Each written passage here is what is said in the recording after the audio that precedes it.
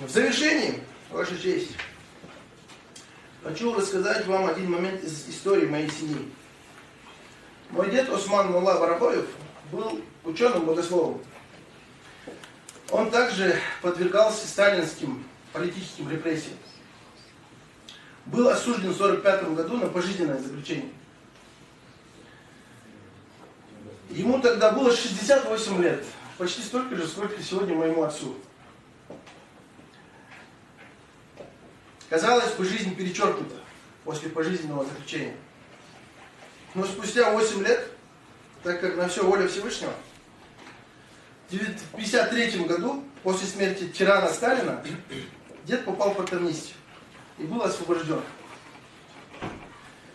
В 1954 году, на 77-м году жизни моего деда, у моего дедушки родился еще один лев, который сегодня достойно сидит на этой скамье подсудимых, который достойно несет честь своего отца, подавая мне пример. И после в семье моего деда родилось еще 3 ребенка. Самую младшую, Лейлу Барахоеву, мы с вами опрашивали здесь в качестве свидетеля защиты. А я это все говорю о том, что все, что случается, случается только лишь по воле Всевышнего.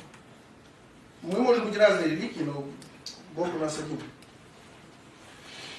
Даже после пожизненного заключения жизнь моего деда изменилась. И сегодня мы готовы выслушать любой приговор. Достойно его принять, достойно его пройти. И не только мой отец, каждый из них. Достойно его пройти и с честью попрощаться с этой жизнью. Прошу вас оправдать в полной мере